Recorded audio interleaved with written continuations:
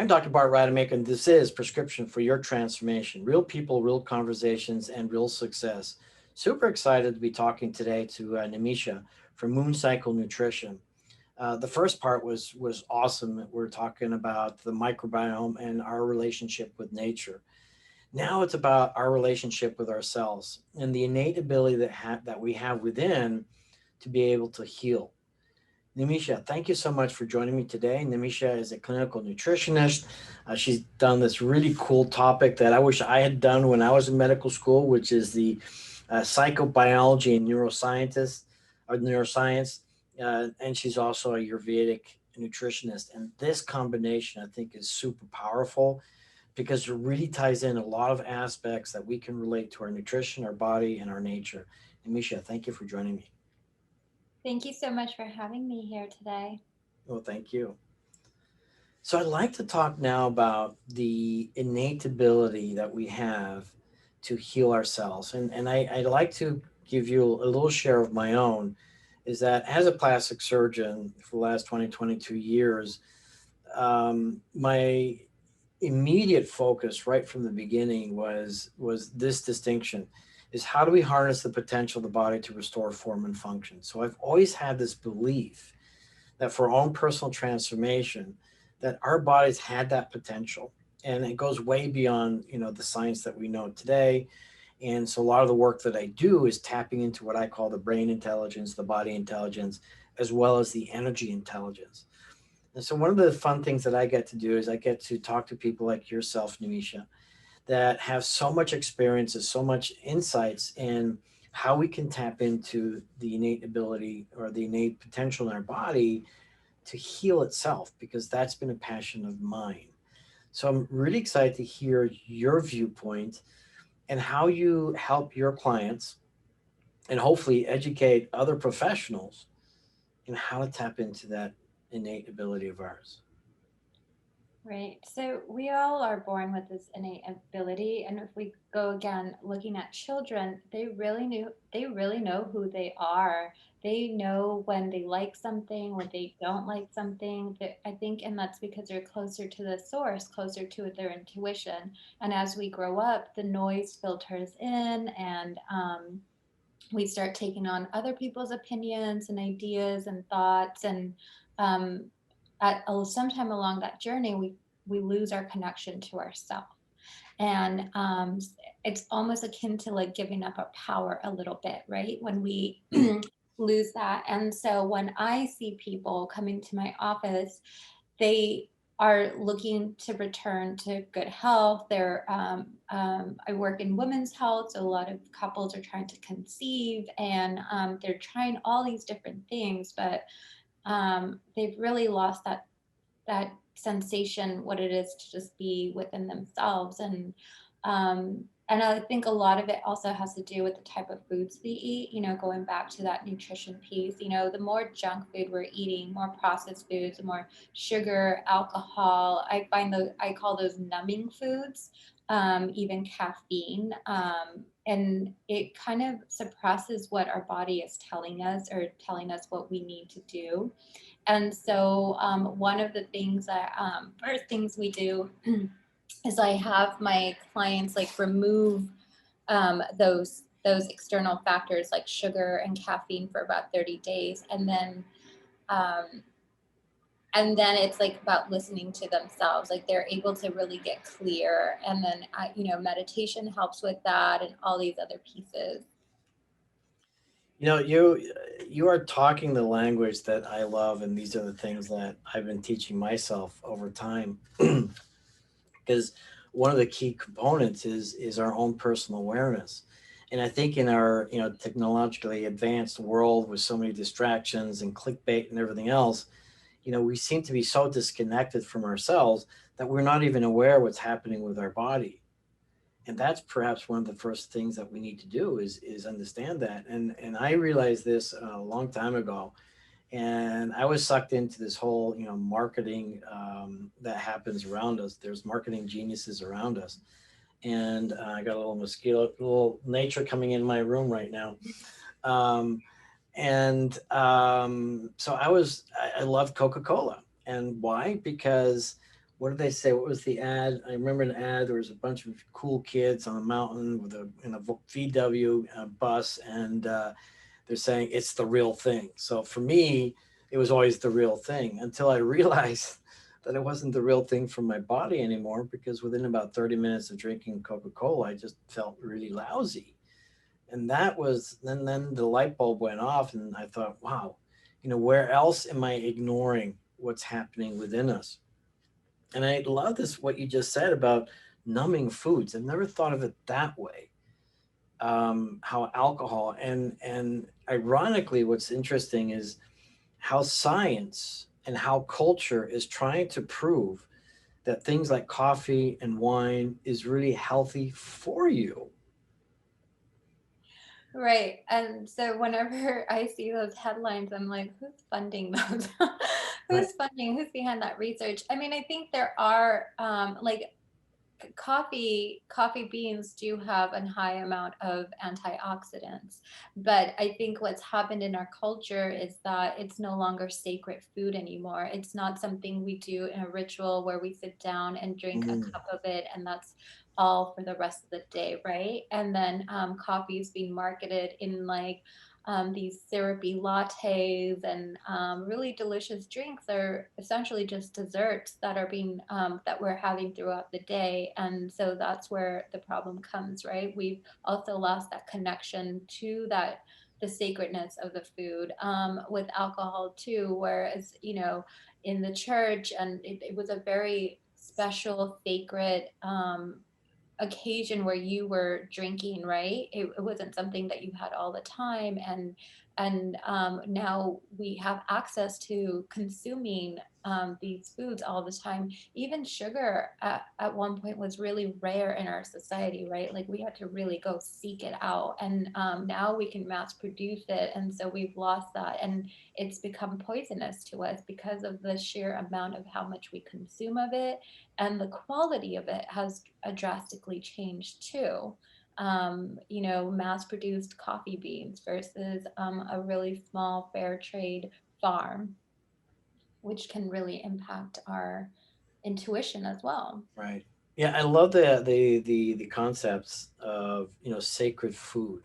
Never looked at it from that perspective. And when you think about it in our earlier conversation about how connected we are to nature, and how using the word authentic and original it needs to be, that by numbing our bodies, we're doing a disservice to our body. We're not giving it the nutrition and the energy it really needs.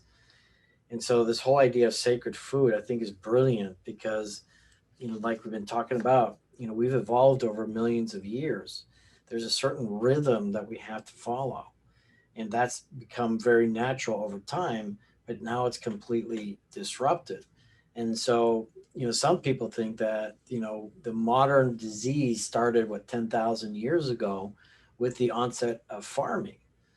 So, there's a lot that we have to begin to do if we don't want to give up our power. And that's, for me, was another powerful statement that you shared is, and I heard this idea. I'm going to put it that way. I'm not going to put any science behind that because I haven't read that science.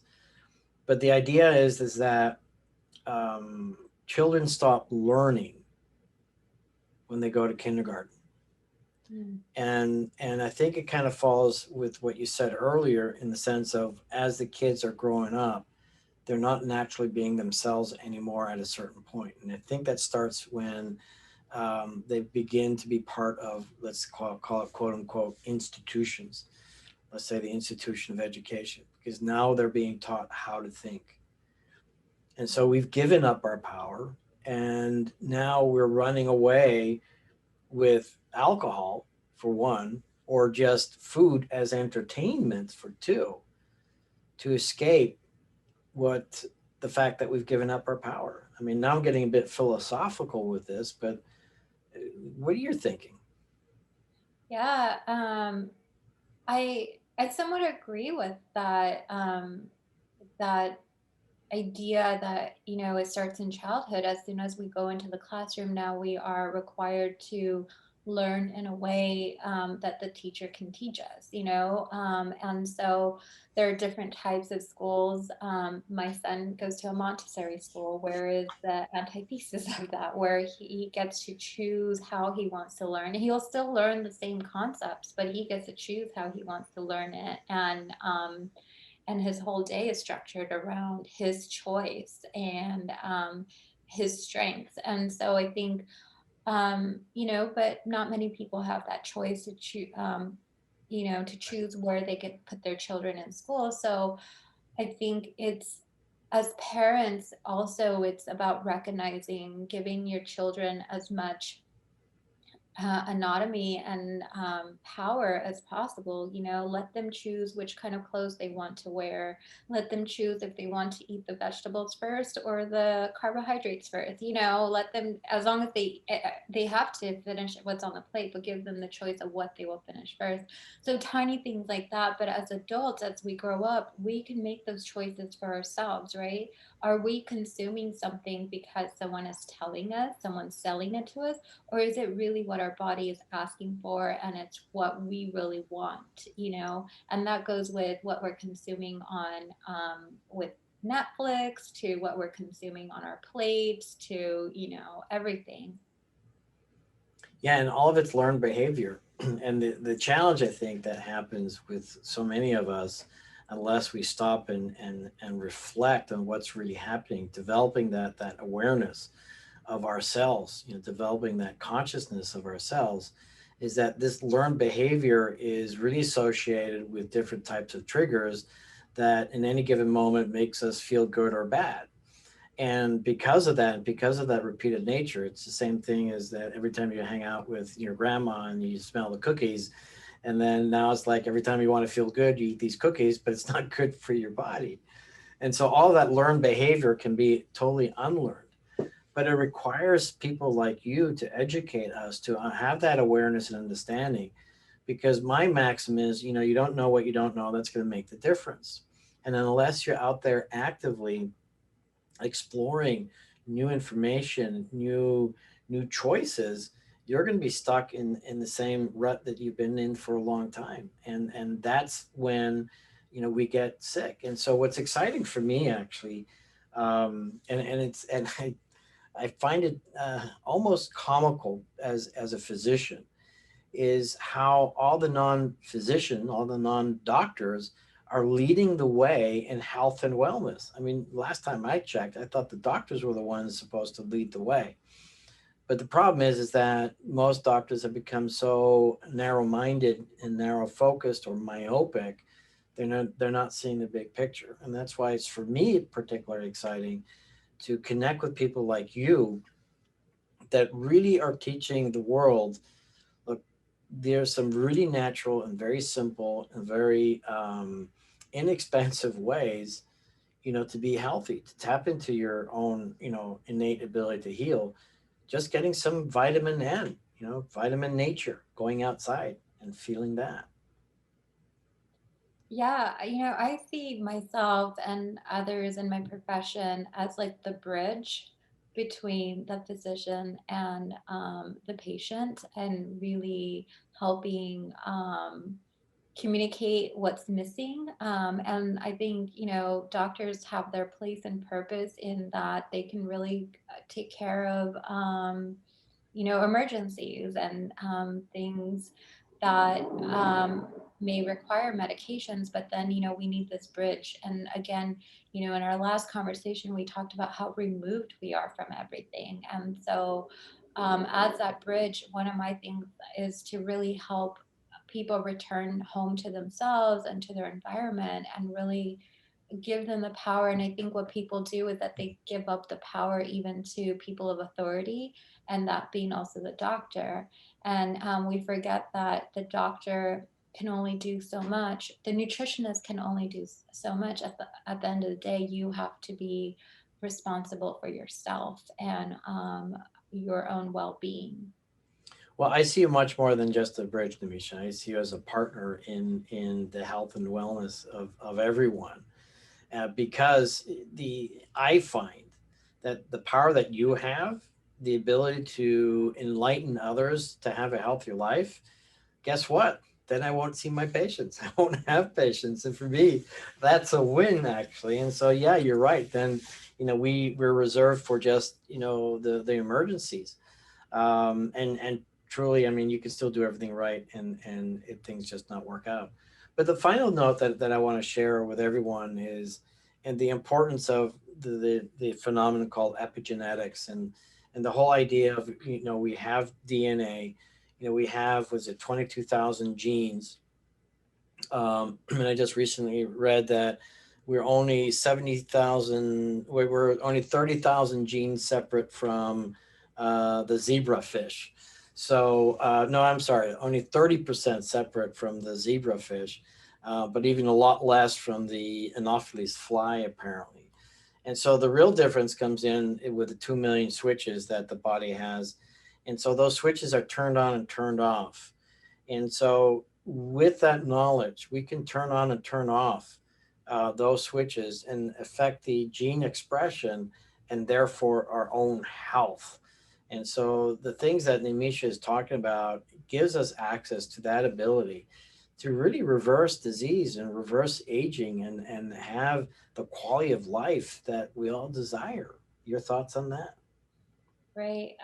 So, I studied Ayurvedic medicine, and I like to think Ayurvedic medicine is over 5,000 years old, and it is the original medicine form that is focused on epigenetics, without so much using the words epigenetics. They use the word dosha, and it and that is where that thought process came from, right? Like, we are individual and we have that power to either turn on or turn off genes, and by what we do, by our daily actions, right? By the food we eat, the air that we breathe, even the kind of thoughts we have. The more negative thoughts we have, the more in pain we will be, the more we will turn on the inflammation in our body, versus if we meditate and have more gratitude, we'll reduce that inflammation. People with chronic pain, that all goes away with daily practices of mindfulness. So again, we have that innate ability in us to really tweak our health. Well, I'll partner up with you anytime, to help others. And so I'm really grateful that, you're sharing your wisdom, on my platform, Prescription for Your Transformation. So how do people find you, Nimisha? So they can go to my website, mooncyclenutrition.com, or go to my Instagram at mooncyclenutrition. I am really responsive to both. Great. So I'm Dr. Bart Rademaker, and this is Prescription for Your Transformation, real people, real conversations, and real success, bringing to you the wisdom, the ancient wisdom from such a young person, Nimisha, to help you transform your life. I'm all about personal transformation. As a plastic and reconstructive surgeon, I've always incorporated so many other things. And when I first got out in practice, it was really getting into not only nutrition, supplements, but also Ayurveda. So I'm really honored to be with Nimisha today. And our next session will be about community. So super excited by that. And so stay tuned for that one. Nimisha, thank you. Thank you. Thanks for joining us on another episode of Dr. Rademaker's Prescription for Your Transformation. Continue the path towards discovering your own authentic genius by tuning in next time for more real conversations with real people.